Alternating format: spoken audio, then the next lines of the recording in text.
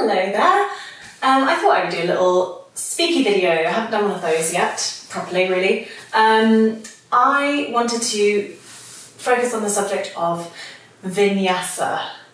Now, if you have been practicing or sort of looking into doing yoga at all, odds are you will have come across this word, Vinyasa.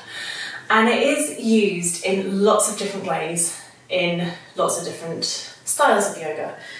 So we're going to kind of like break down the different meanings of that word. Starting with its Sanskrit origin. So Sanskrit is the language of yoga. There are lots of different terms for various poses in the original Sanskrit language. So Vinyasa, literally translated, Vin is to place and Yasa is in a special way. So Vinyasa is to place in a special way, and you can interpret that any way that you would like. The way that I think of it is literally to place, whether that's your hand on the mat, your foot on the mat, whatever else you might put on the mat, in your own special way. So, you know, you see all these people doing like really out there, crazy moves, and if your body's going, nah, not for me today, no thank you, then your special way is going to be modified that day.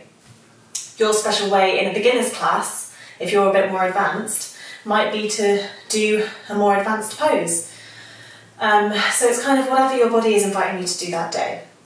So that is the literal Sanskrit translation.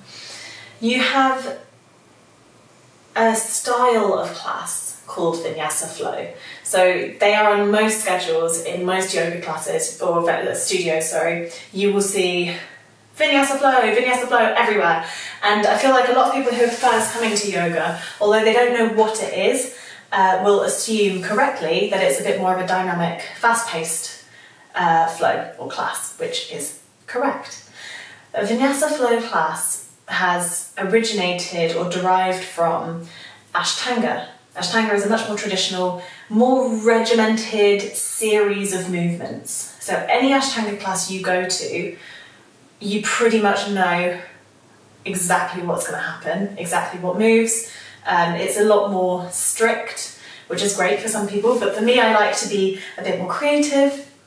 And so Vinyasa gives us the opportunity as practitioners to play around with how the class might move or go.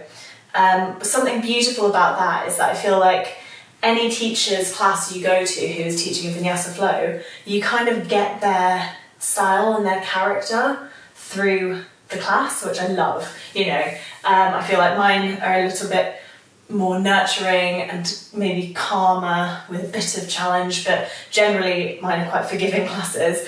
Others might be a bit more empowering and fast moving. But yeah, it kind of gives us a chance to get creative, basically.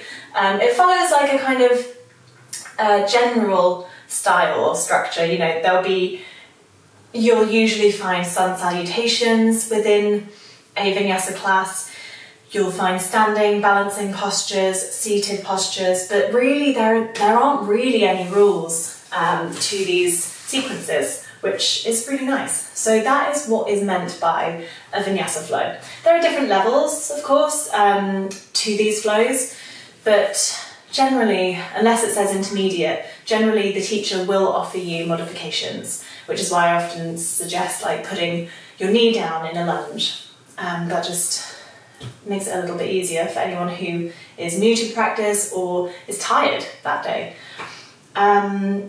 So finally, you'll notice in classes, particularly in Vinyasa Flow classes, at some point during the class, a teacher will randomly go, okay, and Vinyasa. And I remember when I first started going to yoga classes when I was, you know, a bit younger, I was like, what the fuck? Like, what do you mean by that? And I realise now, as a teacher, it's difficult to cover all bases in case there's a beginner in your class that day. So generally, you know, a beginner kind of just has to learn as they go, which is why it's called a practice, of course. You're not going to be perfect every time you come to the mat. But what I would have really benefited from was learning those basic things, like, for example, what the hell do you mean when you say vinyasa in the middle of a class? People also say flow. So you might be, for example, you might be in a warrior two, like so, and then the teacher might say, and vinyasa, or and flow. So you would, from your warrior two, flipping your foot to face the front, framing your front foot, you would step back on your exhale into your plank. Inhale here in plank, and then exhale, we would lower down, Chaturanga, all the way down to the ground. Lift up to your upward facing dog on the inhale, and exhale, we come through to your downward facing dog. And then from here, you can basically transition to the next part of the flow. So that vinyasa is kind of just a transition. And because of the Sanskrit meaning, to place in a special way, it means that you yourself can interpret that kind of like to how you're feeling that day.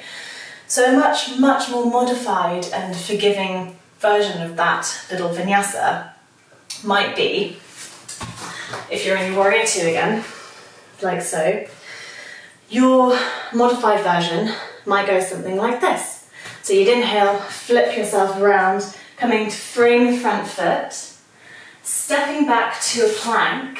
You might lower the knees down, really slowly lower yourself down for a modified Chaturanga here. And then rather than quite a dynamic upward facing dog, you might just do a low cobra. And then on your exhale, pushing all the way through to a child's pose, because who doesn't love a child's pose? And up through, tucking your toes under, through to a downward dog. So that was a much sort of more calm version of a vinyasa. I'll show you the other one again. So the more dynamic one would be warrior two. Inhale here, exhale all the way down, inhale to plank, and then exhale for your Chaturanga. So we kind of push forwards on the toes and lower yourself all the way down to the mat, but not touching the mat. Then you flip the toes underneath the feet, come up with your thighs off the mat for your inhale. And you're not dumping all of your weight into your arms here, you're really strong through the front of the body. Inhale, exhale, flip the feet again and come back, push back up into your downward dog.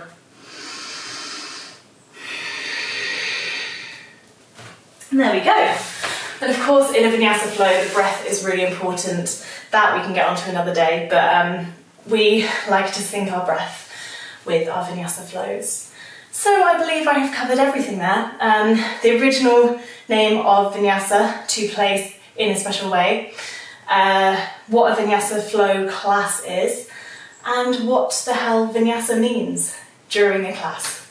So I hope that was helpful, and hopefully that makes your classes a bit easier and more understandable. Namaste.